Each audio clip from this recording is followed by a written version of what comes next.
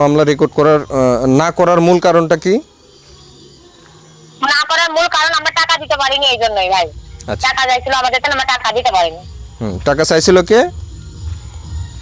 টাকা চাইছিল বারেক আর তারেক। তারেক, এসআই তারেক। বারেক আপনি কনস্টেবল আর এসআই তারেক, এই এরা টাকা চাইছিল আমাদের থেকে। উইটি হচ্ছেন প্রথম দিনকে, যেদিনকে আমাদের মানে ডাকে আমাদের উইটিকে এই যে আপনার এই যে তারেক, এসআই তারেক। এসআই তারেক আমাদেরকে এসআই তারেক কোন থানায় চাকরি করে? এসআই তারেক পুঠিয়া থানা। পুঠিয়া থানার এসআই তারেক। হ্যাঁ, এসআই তারেক কি করছে? এসআই তারেক আমাদের মেয়েকে এখান থেকে যখন উদ্ধার করে, মেয়ে তো তখন অজ্ঞান অবস্থা পড়ে গেছে। মেয়েকে আশিসাইডের নিজে হাতে এসআই তারেক ওই হাসি দিয়ে, ওখানে হাসিও ছিল, ওই বটিটা দিয়ে ওই হাতটা কাটি দিল বান্ধন। এখানে আমাদের এলাকার মেম্বার ছিল, আমাদের গ্রামের লোকজন ছিল, সাক্ষীগণেরা। দেখার পরে এসআই তারেক আর বারেক এই দুজন মিলে একটা ভ্যান ঠিক করে মেয়েটাকে বললো আপনি পুঠিয়া মেডিকেলে ভর্তি করেন, ভর্তি করে আগে তাকে চিকিৎসা দেন, তারপর আপনি থানাতে এসে তো অভিযোগ করেন। ওরাই আমাদেরকে বলছে। আমরা মেডিকেলে নিয়ে যাই, মেয়েকে চিকিৎসাধীন অবস্থার আগে ভর্তি কিছু দেওয়ার পরে পরে ওনাকে ফোন দিলাম, উনি বললো যে আপনারা কালকে আসে তাহলে অভিযোগটা করেন। পরে আমরা পরের দিন যাই, যখন অভিযোগ লিখে দিতে গেছি ভাই, তখন উনি আমাদেরকে রাজবাড়ি আসছে, পুঠিয়া রাজবাড়ি শিব মন্দির ওইখানে ওই বারেক আর তারেক এই দুজন আমাদেরকে ডাকি নিয়ে গেছে। নিয়ে যাওয়ার পরে আমাদেরকে বলতেছে যে অন্য মানুষ দিয়ে বলাচ্ছে, মাহা নামের একটা লোককে দিয়ে বলাচ্ছে যে এখানে তো কিছু খরচ হবে। মাহা মানে ওই ভাইয়ের সাথে আমাদেরকে ডাকি নিয়ে এসে কথা বললো। কথা বলে তখন ওই বারেক বলতেছে কনস্টেবল ওই এসআই সাথে যে আপনাদের কাছে কাগজপাতি দিলেন আছে আমাদেরকে দেন। পরে কাগজপাতি দিলাম, কাগজপাতি এই যে আপনার কাবিলনামা, তারপরে ছেলের একটা ভুয়া জাল তালাক নামা পাঠাইছিল সেটা দিছি আমি, তুলে উনি পড়িছে, পরি বললো এটা তো ভুয়া। তো আমরা তো বুঝতে পারছি মেয়েটার সাথে চিটিং করা হয়েছে, উনি বললো। বলার পর বললো যে দেখেন আমাদের তো একটা খরচপাতির বিষয় আছে, সেই খরচপাতিটা যদি কিছু দিতেন তাহলে হয়তো। আমি বলছি তাহলে কি নিবেন ভাই এটা বলেন আমাদেরকে, আমরা তো গরিব মানুষ, আমার এই খালু শ্বশুরটা গরিব মানুষ, সে আসলে আপনার চাহিদা অনুযায়ী কত আপনি সেটা বলতে হবে। তো পরে উনি বলে না মানে এই তো করে বলছে আপনি থানার গেটে যা দাঁড়ান, আমরা আসতেছি। পরে আমরা থানার গেটে এসে দাঁড়াইলাম। পরে বলছে যে আপা আজকে দিতে হবে না, আপনি যান, কালকে আমরা যখন তদন্ত যাবো তখন ওখান থেকে টাকা আপনি চাইয়ে নেবো। তখন কি মনে হয়েছে বলতে পারবো না। পরে যে আপনাকে জানাইলাম বিষয়টা, পরে আপনি যে ওই বারেকে ফোন দিয়েছিলেন যখন, তারপরে থেকে আপনার এদের মন চেঞ্জ হয়ে যায়। পরে এই পক্ষে টাকা খাইছে এরা। আপনার এই ছেলে যে পবিত্র সিমলার স্বামী, উনি বলেছে ফোনে যে 5,000 টাকা নাকি প্রথম দিনই ওদেরকে দিয়ে পুলিশ নিয়ে আসতে উনি। আচ্ছা, এই রেকর্ডটা কি আছে আপনার কাছে? এই রেকর্ড আছে আপনার কাছে? হ্যাঁ, এই রেকর্ড আছে? জি আমার কাছে আছে রেকর্ড। আচ্ছা ঠিক আছে। আচ্ছা ঠিক আছে, এটা রাখবেন। হ্যাঁ, মামলা রেকর্ড করার না করার মূল কারণটা কি? না করার মূল কারণ আমরা টাকা দিতে পারিনি, এই জন্যই ভাই। টাকা চাইছিল আমাদের, আমরা টাকা দিতে পারিনি। টাকা চাইছিল কে?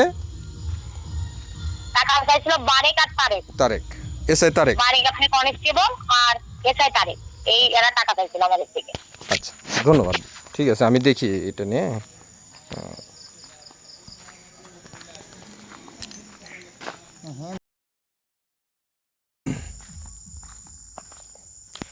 হ্যালো, আসসালাম, এসআই তারেক সাহেব বলছিলেন?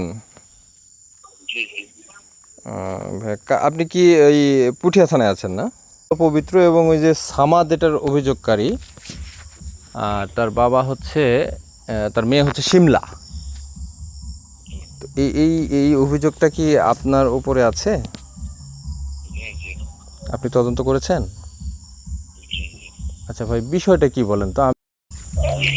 সেটা হচ্ছে ওই যে তিলগাছার এই ছেলে আর হচ্ছে পালোপাড়ার মেয়ে। না, পালোপাড়ার ছেলে আর পীরগাছার মেয়ে। হ্যাঁ,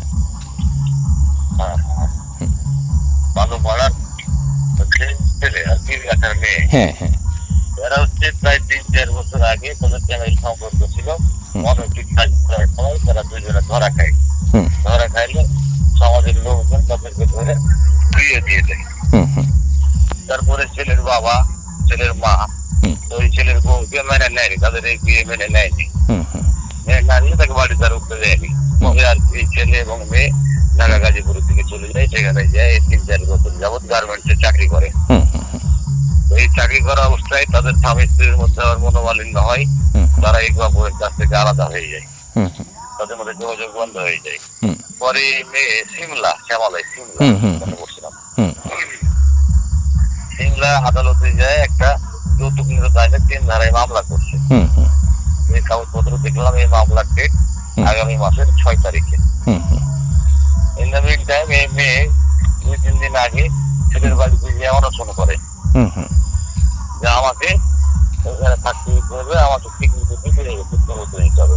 হুম হুম হুম তখন ওই ছেলে এবং ছেলের বাবা দুজনই গার্মেন্টস ফ্যাক্টরিতে চাকরি করে, ওখানে শুধুমাত্র ছেলের মা থাকে। হুম হুম এখন ওইখানে যাওয়ার পরে পরবর্তীতে আমরা সংবাদ পাই, 999 সংবাদ পাই, সংবাদ পেয়ে আমরা যাই।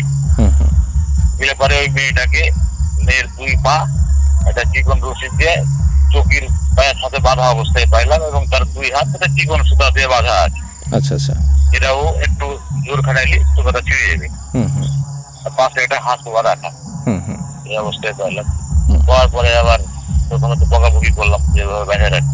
হুম হুম পরে যখন একটু গভীরভাবে তদন্ত করতে গেলাম যে এই বিষয়টা আসলে ওকে বাঁধা রাখেননি, বাঁধা রাখলে পরে ওরা নিজেরাই বাঁধা রাখে।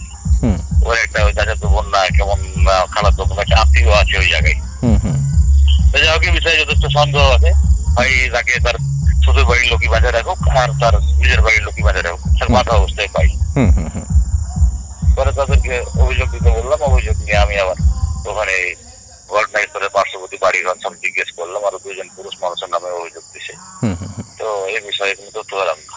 হুম কোনো ছেলে মানুষের বাড়িতে সেদিন আসেইনি। হুম হুম এই যে ঘটনা, এখন তারা মামলা করার জন্য ঘুরতেছে। এমন ওই ঘটনা মামলা করার মতন কিছু নাই। হুম হুম মামলা যদি ধরেই নিজে শ্বশুর বাড়ির লোক বাঁধে রেখেছে, মামলা হয় একটা ধারা আছে একটা 342। হুম তো 342 সাথেও 341 যদি যোগ না হয়, 342 কোনো কার্যকারিতা থাকে না।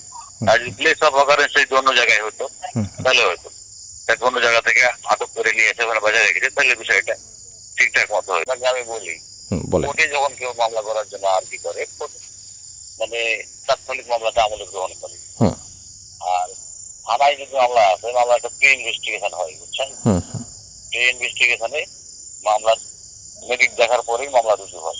হুম হুম মানে আপনি কি দেখেছেন যে কে বাঁচছে? তা আমি দেখবো কে? তাহলে আপনি তো দেখছেন যে বাধা আছে, তাই না? আমি দেখছি বাধা বাধা আছে, কিন্তু তো বাধা আছে, সেটা কিন্তু বাধা আছে, তাদেরকে বাজারে রেখেছে। হ্যাঁ কারণ তার হাতে যে সুতরাতে বাধা আছে, হ্যাঁ একটু ঠিক করলেই, হাতটা একটু প্রসারিত করলেই তার বাধাটা খুলে যাবে। ভাই এখন ব্যাপার হচ্ছে যে যখন কেউ একটা মানুষ বাজারে রাখবে, হ্যাঁ তো চেষ্টা করবে তার বাধাটা খুলে দেওয়ার জন্য। হ্যাঁ সেটা বাধা ছিল কি দিয়ে? সুতা দিয়ে না কি দিয়ে? না স্যালাইনের পাইপ দিয়ে? ওই সুতা টাইপেরই। হুম তাহলে সেই ক্ষেত্রে আপনার ওরা তো এখানে উপস্থিত ছিলই, তাই না? পরে যখন লোকজন আসছে তখন তারা পালাইছে, বাসা থেকে তালা দিয়ে চলে গেছে। এটা তো ইনভেস্টিগেশন বা আপনার কোর্টে এটার বিষয়ে আসলে করবে এখানে, কিন্তু মানে যেহেতু একটা ঘটনা ঘটছে সেখানে, হ্যাঁ আপনারা কিন্তু এটার রিপোর্ট দিয়ে এটা মামলা নিতে পারেন, রুজু করতে পারেন।